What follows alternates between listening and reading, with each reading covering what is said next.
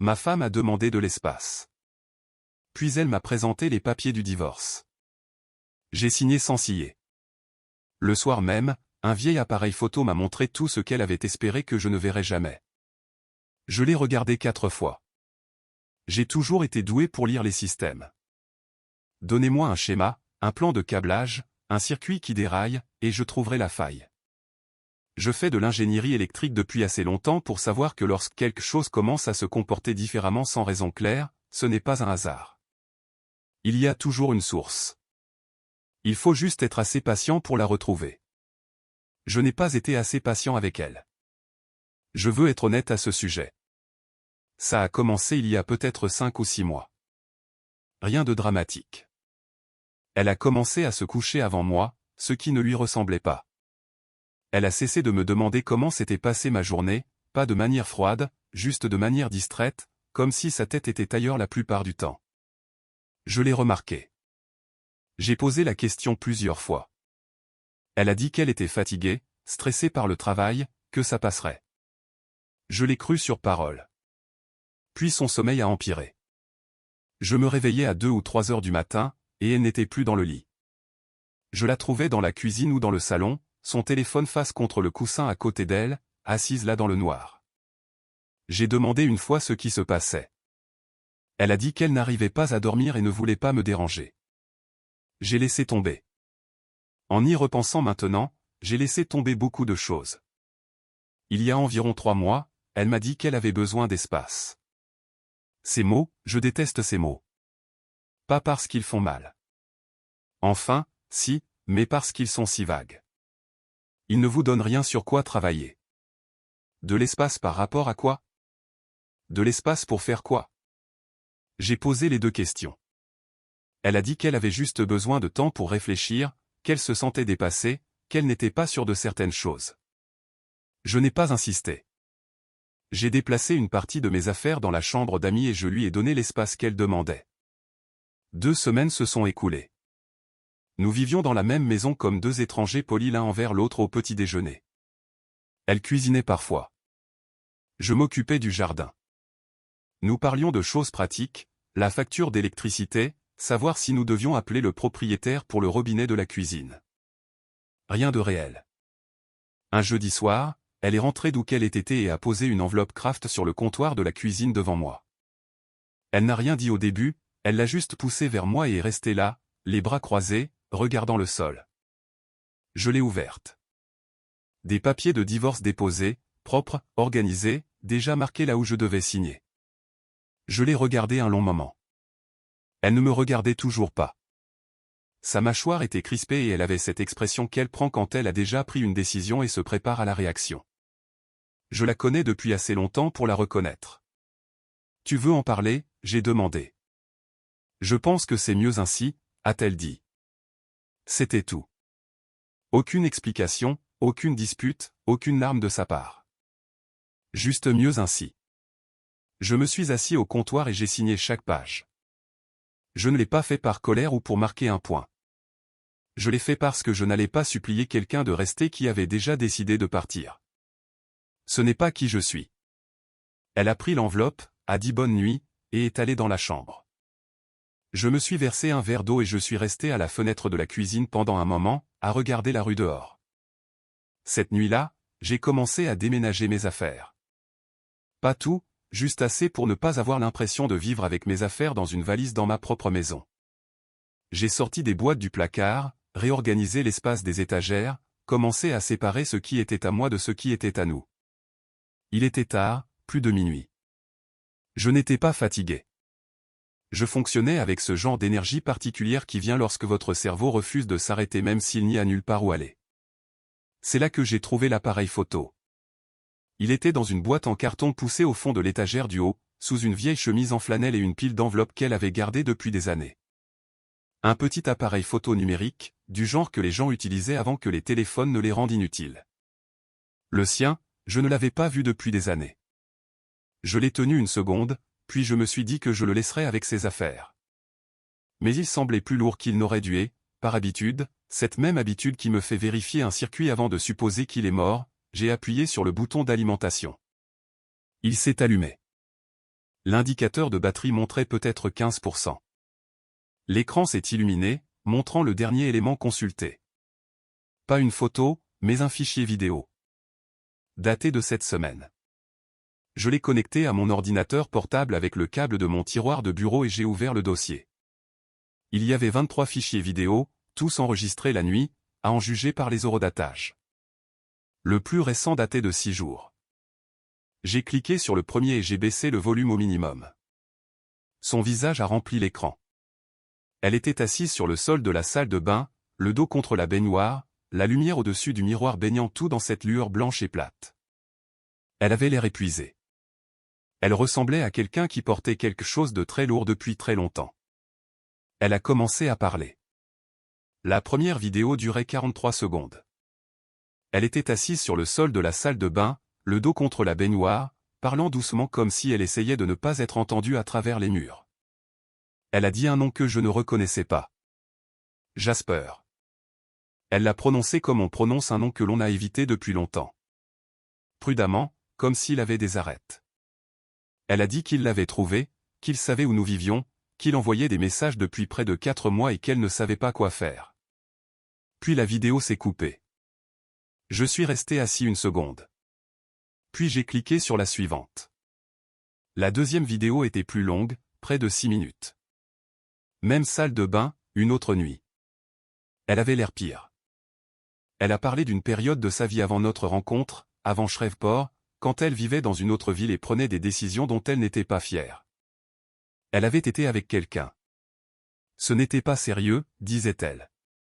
Ou du moins, elle n'avait pas voulu que ça le soit. Son nom était Jasper. Elle est tombée enceinte. Elle avait 24 ans, seule, pas prête, et il avait clairement fait savoir qu'il ne ferait partie de rien. Elle a fait adopter le bébé, une adoption fermée, une petite fille. Elle a dit qu'elle pensait que ce chapitre était terminé, qu'elle avait fait la paix avec ça du mieux qu'elle pouvait et qu'elle était allée de l'avant. Elle m'a rencontré 2 ans plus tard. Elle voulait me le dire au début, disait-elle, mais chaque fois qu'elle s'en approchait, quelque chose l'arrêtait. La peur surtout, la peur que cela change ce que je pensais d'elle. La peur que je la regarde différemment, alors elle l'a gardée. Année après année, elle l'a gardée et s'est dit que c'était parce que le moment n'était jamais le bon, alors que la vérité était que le moment était toujours le bon et qu'elle avait juste peur. Puis, il y a environ 1 an, par l'intermédiaire d'un service de contact tiers, l'une de ces agences qui facilite la communication entre les enfants adoptés et les parents biologiques, un message est arrivé. La famille adoptive de la petite fille lui avait dit qu'elle était adoptée. Elle avait 8 ans, était curieuse et apparemment courageuse car elle avait demandé à essayer de prendre contact. Le message était simple, juste un bonjour, une présentation, une porte laissée ouverte. Elle n'a pas répondu. Elle a fermé la porte sans dire un mot, non pas parce qu'elle s'en fichait. La vidéo le montrait clairement. Elle en a parlé pendant près de 2 minutes, la voix tremblante, et je pouvais voir sur son visage que fermer cette porte lui avait coûté quelque chose qu'elle n'avait pas entièrement prévu. Mais Jasper était apparu à peu près au même moment. Elle ne savait pas si c'était lié. Ne savait pas comment il l'avait découvert. Ne savait pas comment il l'avait retrouvé à Shreveport. Il est juste apparu. Des messages au début, puis un appel d'un numéro qu'elle ne reconnaissait pas. Il était au courant de la tentative de contact. Il a dit que si elle ne le payait pas, il trouverait un moyen de tout faire remonter à la surface. La grossesse, l'adoption, tout ça, et s'assurerait que je le découvre de la pire des manières. Elle le payait en petites sommes depuis 2 mois, vidant discrètement ses économies personnelles. Des virements qu'elle gardait hors de notre compte joint. Ce n'était qu'une question de temps avant que cela ne s'épuise, et elle le savait. J'ai regardé le reste des vidéos sans m'arrêter. Certaines étaient courtes, 2 ou 3 minutes où elle était juste assise là, sans dire grand-chose, comme si elle avait allumé la caméra pour avoir de la compagnie. D'autres étaient plus longues, plus détaillées. Elle a parlé des exigences de Jasper qui augmentaient, de lui se montrant près de son lieu de travail à 2 reprises, d'elle essayant de trouver un moyen de s'en sortir sans que je le découvre. La dernière vidéo a été enregistrée il y a 6 jours, 3 jours avant qu'elle ne me tende ses papiers. Elle était à la table de la cuisine cette fois, pas dans la salle de bain. La maison était sombre derrière elle, sauf pour la lumière au-dessus de la cuisinière. Elle avait l'air plus calme que dans les vidéos précédentes, ce qui rendait la scène plus difficile à regarder. calme comme le sont les gens qui ont déjà pris une décision et ont cessé de se battre. Elle a dit qu'elle y pensait depuis des semaines et ne trouvait pas d'autre solution. Si elle restait, Jasper continuerait à venir. Il continuerait à prendre de l'argent qu'elle n'avait pas, et finalement il s'en prendrait à la seule chose qu'elle essayait de protéger, c'est-à-dire moi. Elle a dit qu'elle pensait que si elle partait, si le mariage se terminait sur le papier, il n'y aurait plus rien avec quoi il pourrait la menacer. Elle se débrouillerait seule pour le reste. Peut-être quitter Shreveport, recommencer ailleurs. Elle a dit qu'elle était désolée, pas à moi directement. Elle ne me parlait pas. Elle ne savait pas que je verrais jamais ça. Elle l'a juste dit à la caméra comme une confession à personne en particulier. J'ai fermé l'ordinateur portable. Je suis resté assis à mon bureau dans la chambre d'amis, les lumières éteintes pendant un moment, pas vraiment en train de réfléchir, mais plutôt en laissant tout se mettre en place. De la même manière qu'on attend qu'un système redémarre avant de commencer à diagnostiquer ce qui n'allait pas. Quand j'ai été prêt, j'ai rouvert l'ordinateur portable, j'ai retrouvé les fichiers et j'ai tout regardé une deuxième fois, puis une troisième, puis une quatrième. Au moment où le soleil a commencé à se lever dehors, je savais exactement ce que j'allais faire. J'ai pris mon téléphone, j'ai trouvé le numéro de mon avocat, Scott Rowland, un gars que j'avais utilisé une fois auparavant pour un litige contractuel au travail, et j'ai mis un rappel pour l'appeler à 8 heures du matin. Pas pour faire avancer le divorce, mais pour l'arrêter net. À 8h03 du matin, j'ai appelé Scott Rowland. Il a décroché à la troisième sonnerie. Je lui ai dit que les papiers du divorce avaient été signés, mais que rien n'avait encore été déposé au palais de justice. Je devais le confirmer avant toute autre chose. Il a vérifié, a confirmé. Toujours en traitement, toujours de son côté. Je lui ai dit de tout suspendre et de ne rien faire avant que je ne donne le feu vert. Il a demandé si je voulais expliquer. J'ai dit, pas encore. Il a dit, d'accord, et nous avons raccroché. C'était le premier mouvement. Propre, simple, réversible, au cas où je me tromperais sur quelque chose. Je ne me trompais pas, mais je voulais que la porte reste ouverte dans les deux sens jusqu'à ce que j'aie terminé de cartographier l'image complète. J'ai pris une douche, fait du café et je me suis assis à la table de la cuisine avec mon ordinateur portable et un bloc-notes. Vieille habitude du travail. Quand je suis face à un problème de système que je ne comprends pas encore, j'écris d'abord les choses à la main. Ça me force à ralentir assez pour vraiment réfléchir au lieu de simplement réagir. J'ai noté tout ce que j'avais tiré des vidéos, les dates des enregistrements, la chronologie qu'elle a décrite, quand Jasper a pris contact pour la première fois, quand les messages ont commencé, quand elle a commencé à faire des virements depuis ses économies. J'ai noté le nom du service de contact tiers qu'elle a mentionné lorsque la petite fille a essayé de la joindre. J'ai noté les 2 fois où elle a dit qu'il s'était montré près de son lieu de travail. J'ai noté les montants qu'elle a mentionné lui avoir payés, aussi approximatifs soient-ils. Puis j'ai ouvert un navigateur et j'ai commencé à chercher Jasper. Elle n'avait jamais donné de nom de famille dans les vidéos, mais elle avait mentionné la ville où ils vivaient tous les deux quand ils étaient ensemble, Bâton Rouge, à environ 4 heures au sud. Elle avait mentionné son secteur d'activité à l'époque, quelque chose dans la logistique. Et elle avait mentionné dans l'une des premières vidéos qu'il conduisait un pick-up blanc. Ce n'est pas beaucoup, mais j'ai démêlé pire avec moins. Il m'a fallu environ 90 minutes de recoupement de vieux profils de réseaux sociaux, de quelques bases de données de registres publics, d'un annuaire d'entreprise de logistique de la région de Bâton Rouge avant d'avoir un nom de famille. Jasper Erickson, 41 ans. Dernier employeur connu à Bâton Rouge, aucune adresse actuelle répertoriée là-bas. J'ai passé le nom dans un outil de recherche de personnes et j'ai obtenu un résultat pour une adresse à Shreveport, une location à court terme dans le nord de la ville. Il était ici depuis un peu plus de 4 mois. Exactement la chronologie qu'elle a décrite. J'ai noté l'adresse, puis j'ai fermé cet onglet et n'y suis pas retourné.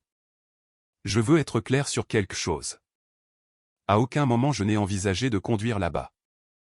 Je sais comment ça se termine et ça ne se termine bien pour personne, et surtout pas pour moi. On n'affronte pas un homme comme ça sur son terrain, selon ses conditions, sans avoir déjà sécurisé tous les leviers. Ce n'est pas de la force. C'est juste du bruit. Et je n'étais pas intéressé par le bruit. Ce dont j'avais besoin, c'était de leviers, documentés, irréfutables, traités par les bons canaux. Vers midi, j'ai appelé Jesse Moss. Nous sommes amis depuis que nous avons travaillé sur le même chantier près de Bossier City il y a 8 ans. C'est le genre de personne qui pose exactement 2 questions quand vous l'appelez avec une voix qui sonne bizarre. Ça va, et de quoi as-tu besoin? Il a posé les 2. Je lui ai dit que j'allais bien, que je m'occupais de quelque chose qui exigeait de la prudence, et que j'avais besoin de quelqu'un de confiance pour connaître la situation au cas où les choses s'accéléreraient plus que prévu. Je ne lui ai pas donné tous les détails, juste assez pour qu'il comprenne la forme de la situation. Il a dit, « Tu veux que je passe ?»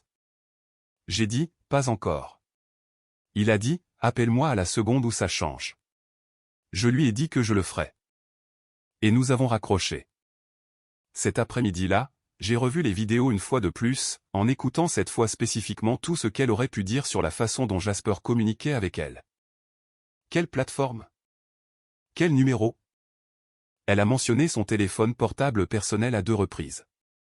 Dans une vidéo, elle a brièvement tenu son téléphone vers la caméra, montrant l'écran, frustrée.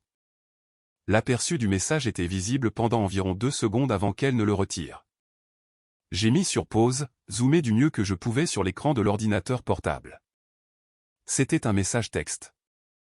Le numéro avait un indicatif régional 225, bâton rouge. L'aperçu montrait la fin d'une phrase, point où ton mari découvre tout. C'est toi qui vois. Je ne pouvais pas lire le message complet, mais je n'en avais pas besoin. Ce que j'avais était suffisant pour confirmer la méthode et le ton. Ce n'était pas ambigu. C'était de l'extorsion, simple et documentée, en partie filmée, que Jasper le sache ou non. J'ai rappelé Scott Rowland à 16h30. J'ai besoin de 30 minutes de votre temps demain matin, j'ai dit. J'ai une situation qui dépasse le cadre d'un divorce.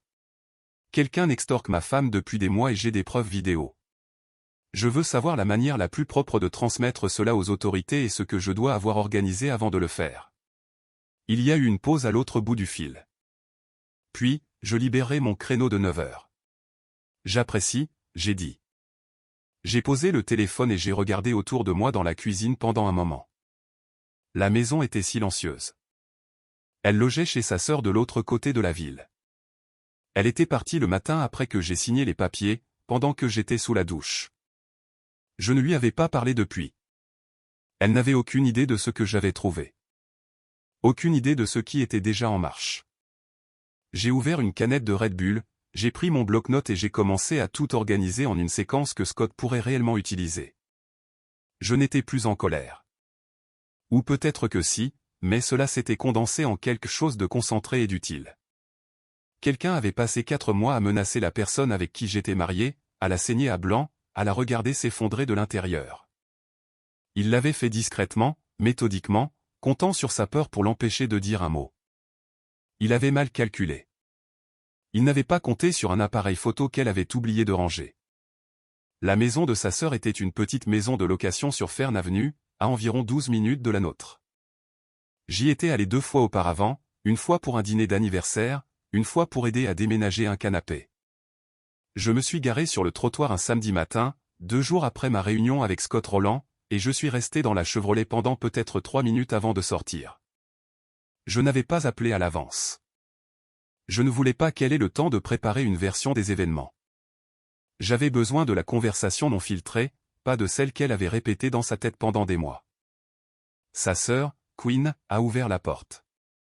Elle m'a jeté un regard, et son expression a fait quelque chose de compliqué, pas hostile, mais prudent. J'ai demandé si elle était là. Quinn a dit oui, s'est reculée et m'a laissé entrer sans un mot de plus. Je lui en donne le crédit. Elle était dans la cuisine, assise à la table avec une tasse entre ses 2 mains. Elle portait un vieux sweatshirt, les cheveux attachés, sans maquillage. Elle ressemblait à quelqu'un qui n'avait pas dormi. Quand elle m'a vu dans l'embrasure de la porte, elle a posé lentement la tasse et s'est redressée, et j'ai pu la voir rassembler le peu de sang-froid qui lui restait. « Salut », a-t-elle dit. « Salut », j'ai dit. J'ai tiré la chaise en face d'elle et je me suis assis. J'ai apporté mon ordinateur portable. Je l'ai ouvert, j'ai trouvé le fichier, j'ai tourné l'écran vers elle et j'ai appuyé sur lecture. Puis, j'ai croisé les mains sur la table et j'ai attendu. C'était la dernière vidéo, celle de la cuisine 6 jours avant les papiers. À 40 secondes, elle a émis un son que je ne lui avais jamais entendu faire. Quelque part entre une expiration brusque et quelque chose qui voulait être un mot, mais n'y est pas parvenu. Elle a tendu la main et a touché le bord de l'ordinateur portable comme si elle allait le fermer. Elle ne l'a pas fait. Elle l'a laissé jouer. Quand ce fut terminé, elle n'a pas bougé pendant un moment. Quinn avait disparu quelque part dans la maison, ce que j'ai apprécié. Ce n'était pas sa conversation. Tu en as regardé combien? A-t-elle finalement demandé. Toutes, j'ai dit. 4 fois. Elle a pincé les lèvres et a hoché la tête vers la table. J'ai laissé le silence s'installer un moment. Puis j'ai posé ma première question. Les virements que tu lui as faits. Combien au total? Elle me l'a dit. Le chiffre était plus élevé que ce que j'avais estimé d'après les vidéos. Pas catastrophique, mais significatif. Le genre de chiffre qui expliquait l'attention qu'elle portait chaque fois que je parlais d'argent ces derniers mois. Je l'ai noté sur le bloc-notes que j'avais apporté. Deuxième question, j'ai dit. Les messages qu'il t'a envoyés. Tu les as toujours sur ton téléphone? Elle a hésité. La plupart. J'en ai supprimé certains au début parce que j'ai paniqué. Mais les 2 derniers mois. Oui. Bien, j'ai dit. C'est ce que j'avais besoin de savoir. Elle a levé les yeux vers moi pour la première fois depuis la fin de la vidéo. C'est tout? Ce sont tes 2 questions pour l'instant? Tu ne vas pas. Elle s'est arrêtée. A recommencé. Je t'ai caché ça pendant des années. J'ai payé quelqu'un qui nous menaçait avec de l'argent dont je ne t'ai pas parlé. J'ai pris une décision qui nous affectait tous les deux sans te dire un seul mot. Et tu as 2 questions sur des virements bancaires et des messages textes. J'ai bien plus que 2 questions, j'ai dit. Mais ce sont les 2 qui comptent en ce moment parce que ce sont les 2 qui m'aident à m'occuper de Jasper Erickson avant qu'il ne fasse un autre mouvement. Tout le reste, on en parlera après. Le nom a atterri sur elle comme un poids.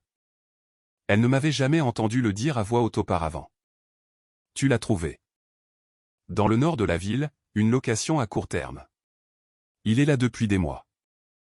J'ai fait une pause. Il n'est pas aussi difficile à trouver qu'il ne le pense apparemment. Elle est restée silencieuse un moment. Puis quelque chose sur son visage a changé. Pas du soulagement, exactement, plutôt l'épuisement particulier qui vient quand on a gardé un secret seul si longtemps que le fait d'avoir enfin quelqu'un d'autre dans la pièce avec soi vous brise presque. Je ne savais pas comment te le dire, a-t-elle dit. À propos de tout ça. La grossesse, l'adoption. Je n'arrêtais pas de me dire que je trouverais le bon moment. Et puis les années ont passé et plus j'attendais, pire c'était. Et puis quand il est apparu et a commencé à menacer de te le dire lui-même, j'ai pensé. Elle s'est arrêtée. J'ai pensé que si tu l'entendais de sa bouche, ce serait fini. J'ai pensé que ce serait plus propre si je mettais fin à tout ça d'abord. Plus propre pour qui? Elle n'a pas répondu à ça. Elle n'en avait pas besoin. Je ne suis pas là pour décortiquer chaque décision que tu as prise avant de me rencontrer, j'ai dit. C'est ton histoire. Ça n'a rien à voir avec qui tu es dans cette maison. Mais j'ai besoin que tu comprennes quelque chose clairement. J'ai gardé ma voix égale. Tu as pris une décision qui nous impliquait tous les deux et tu m'as complètement écarté. Pas parce que je ne pouvais pas le gérer, mais parce que tu as décidé pour moi que je ne le pouvais pas. C'est la partie avec laquelle je vais avoir besoin de temps. Elle a hoché la tête, les yeux humides, mais sans déborder. Elle se tenait et je respectais ça. Qu'est-ce qui se passe maintenant? A-t-elle demandé. Maintenant, tu m'envoies tous les messages que Jasper t'a envoyés. Capture d'écran, tout. Ce soir, si possible. Je ferme l'ordinateur portable. Scott Rowland s'occupe de la partie juridique. Nous montons un dossier d'extorsion. Ce que nous avons est déjà significatif. Ce qui est sur ton téléphone rend les choses plus claires. Je me suis levé et j'ai repoussé la chaise. Les papiers du divorce ne vont nulle part tant que nous n'aurons pas réglé ça. J'ai dit à Scott de les retenir. Elle m'a regardé. Tu as arrêté la procédure. Il y a 3 jours. Elle n'a rien dit pendant un long moment, puis doucement, pourquoi? J'ai pris mon ordinateur portable et l'ai glissé sous mon bras. Parce que tu ne me quittais pas. Tu essayais de me protéger et je ne vais pas laisser ça être la chose qui met fin à ce mariage. Je l'ai regardé. Ne me fais pas regretter cette distinction. J'ai dit au revoir à Quinn en sortant. Elle se tenait dans le couloir et elle m'a jeté un regard que je ne pouvais pas entièrement déchiffrer. Quelque chose entre la gratitude et la reconnaissance silencieuse qu'elle m'avait sous-estimée. Je suis remonté dans la Chevrolet et je me suis éloigné du trottoir. Le temps que j'arrive à la maison, la première capture d'écran était déjà arrivée sur mon téléphone. Puis une autre, puis 6 de plus d'affilée. Jasper Erickson n'avait aucune idée de ce qui l'attendait. Le dimanche soir, j'avais 31 captures d'écran organisées dans un dossier sur mon ordinateur portable, triées par date. Elle les avait envoyées par lot tout au long de la nuit de samedi et jusqu'au lendemain matin. Chacune était un message de ce numéro 225, certains courts et transactionnels, d'autres plus longs et plus laids. Les lire dans l'ordre était une leçon sur la manière dont une personne comme Jasper Erickson opère. Il n'a jamais utilisé son nom. Jamais fait une menace directe dans une seule phrase que l'on pourrait isoler et qualifier de criminel en soi. Il était prudent de cette façon. Gardait les choses juste assez vagues pour paraître niables si lues par la mauvaise personne. Sauf le dernier, envoyé il y a 11 jours, 3 jours avant qu'elle ne me tende les papiers du divorce. 47 mots. Aucune ambiguïté, aucune formulation prudente, aucun déni plausible. Soit il s'était impatienté, soit il était devenu négligent. Probablement les deux. Il lui a dit exactement ce qu'il ferait, à qui, et quand si elle ne virait pas le montant qu'il spécifiait sur le compte qu'il utilisait. Ce message seul suffisait à être remis à un procureur pour avoir une conversation. Combiné avec tout le reste, les enregistrements vidéo, l'historique des virements antérieurs, le schéma de contact, c'était le genre de cas que Scott Rowland a décrit au téléphone lundi matin comme non compliqué. L'extorsion en vertu de la loi de la Louisiane est simple quand vous avez une documentation aussi claire, a-t-il dit. Les enregistrements vidéo sont à vous. Elle les a faits sur votre propriété commune. Ils sont admissibles. Les captures d'écran sont à elle de les fournir. Les relevés de virement, nous les obtiendrons de ces relevés bancaires. Vous ne construisez pas une théorie ici. Vous organisez simplement des faits qui existent déjà. Combien de temps prend le processus une fois que nous avons déposé plainte, j'ai demandé. Ça dépend. Mais avec des preuves aussi documentées, les forces de l'ordre agissent. Ce n'est pas une situation de parole contre parole. Nous avons déposé la plainte officielle auprès du département de police de Shreveport ce mercredi matin. Scott est venu avec nous, elle et moi, assis côte à côte dans une salle d'attente avec des chaises en plastique et une fontaine à eau qui faisait un bruit toutes les 40 secondes comme si elle se raclait la gorge. Elle avait son téléphone et une copie imprimée des relevés bancaires. J'avais l'ordinateur portable avec les fichiers vidéo sur une clé USB et le dossier complet des captures d'écran imprimées et organisées dans une enveloppe Kraft. Le détective qui a pris notre déposition était une femme nommée Léopold. Minutieuse, sans hâte, elle a posé les bonnes questions et a tout noté sans faire de commentaires. Nous y sommes restés un peu moins de 2 heures. Quand nous sommes partis, l'affaire avait un numéro. Ce qui s'est passé ensuite était la partie qui exigeait le plus de patience, ce qui n'est pas mon état naturel. Je suis meilleur pour agir que pour attendre. Mais Scott avait été clair. Une fois la plainte déposée, nous restions en dehors. Pas de contact avec Jasper. Aucune communication qui pourrait brouiller le dossier. Pas de manœuvre parallèle. Laissez le processus suivre son cours. Jasper n'a apparemment pas reçu le mémo. Quelques jours après le dépôt de la plainte, un message est arrivé sur son téléphone. Numéro différent cette fois.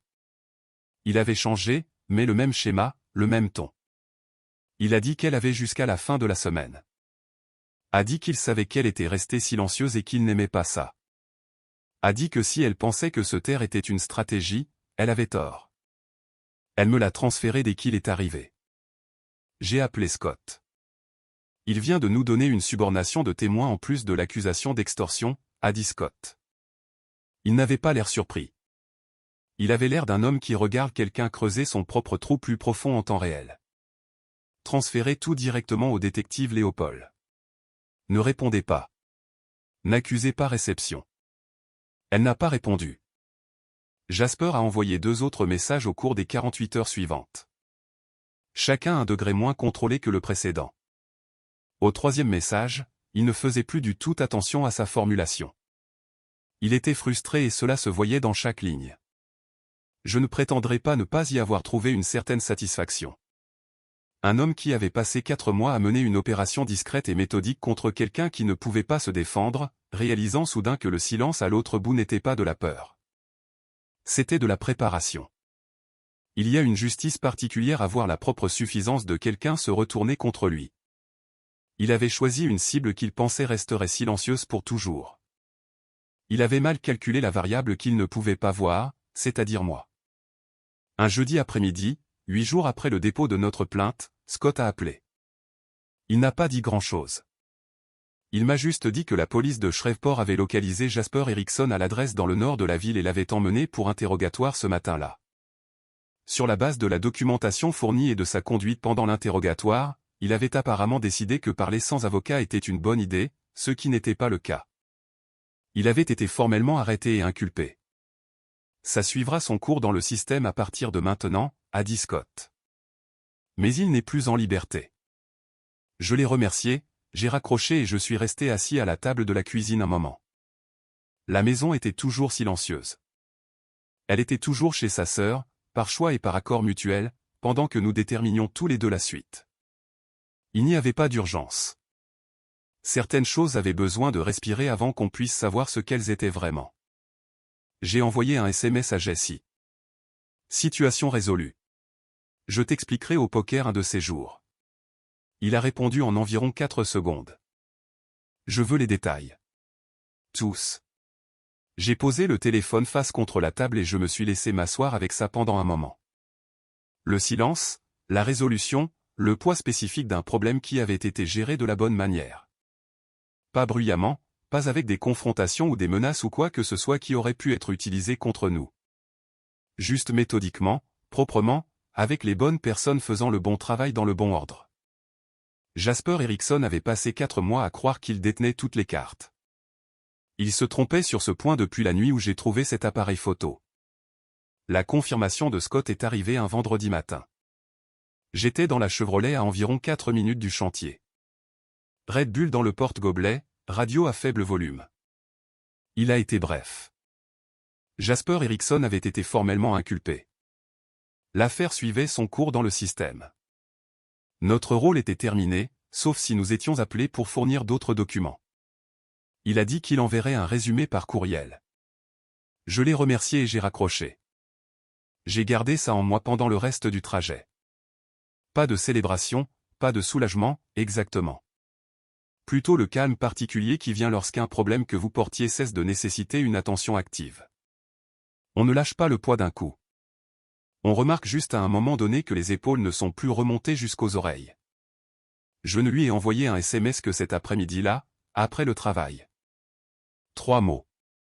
C'est fait. Appelle-moi. Elle a appelé dans les 2 minutes. Je lui ai dit ce que Scott avait dit.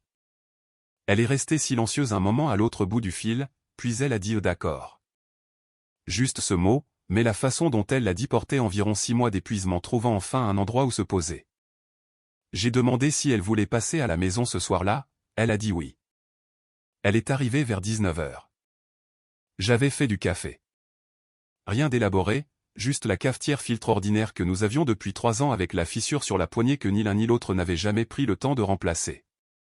Elle s'est assise à la table de la cuisine, sur la même chaise qu'elle avait toujours utilisée. Je me suis assis en face d'elle. La maison semblait différente avec elle de nouveau dedans, bien que je n'aurais pas pu dire exactement comment.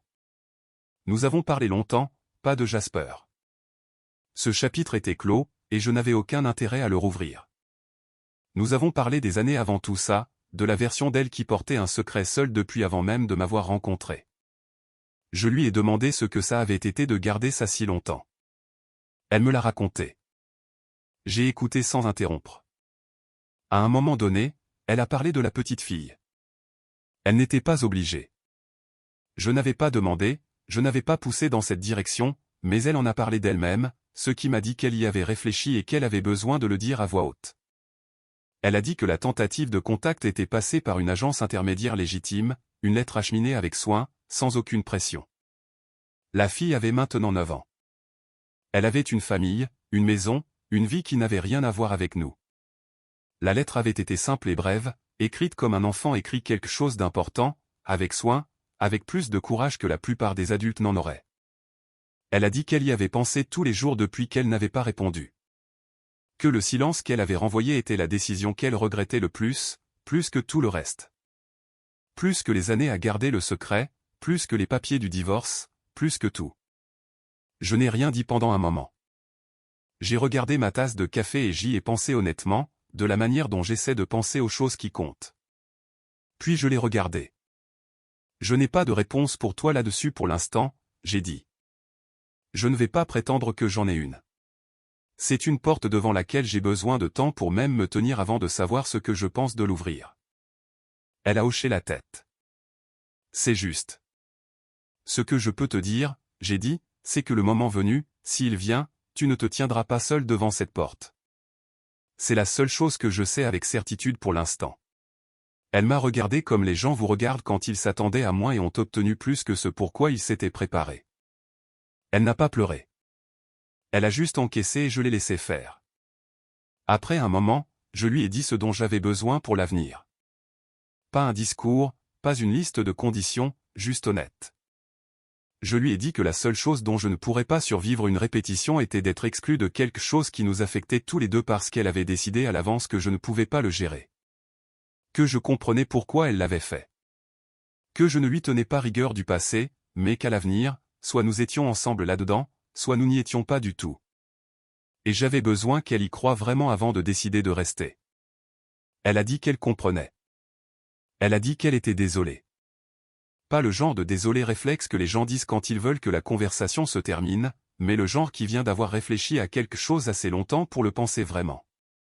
Je lui ai dit d'aller chercher ses affaires chez Queen pendant le week-end. Elle a dit qu'elle le ferait. Quand elle est partie cette nuit-là, je suis resté à la fenêtre du salon et je l'ai regardé s'éloigner, les feux arrière de sa voiture disparaissant au coin de la rue au bout du pâté de maison. Puis j'ai pris ma veste, je suis monté dans la Chevrolet et j'ai conduit. Pas de destination particulière, juste Shreveport la nuit, la ville défilant derrière les fenêtres, la rivière visible sur un tronçon quand on traverse le bon pont. J'avais éteint la radio. Pas besoin. J'ai pensé à l'appareil photo sur mon bureau à la maison, la batterie morte depuis longtemps maintenant. À une femme s'enregistrant dans une salle de bain à 2 heures du matin parce qu'elle n'avait nulle part où mettre le poids de ce qu'elle portait.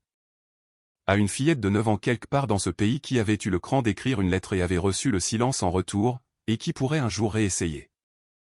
Je n'avais pas de réponse à tout ça. Je ne pense pas qu'on soit censé en avoir. Pas d'un coup. Ce que j'avais, c'était ça.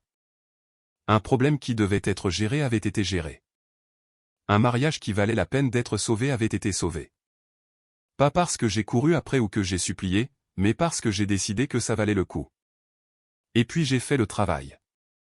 Et quoi qu'il arrive ensuite, les conversations difficiles, la lente reconstruction, la porte qui pourrait frapper à nouveau un jour, datant d'il y a 9 ans, nous y ferions face du même côté de la table. C'était suffisant pour ce soir. Je suis rentré chez moi, je me suis garé dans l'allée et je suis entré.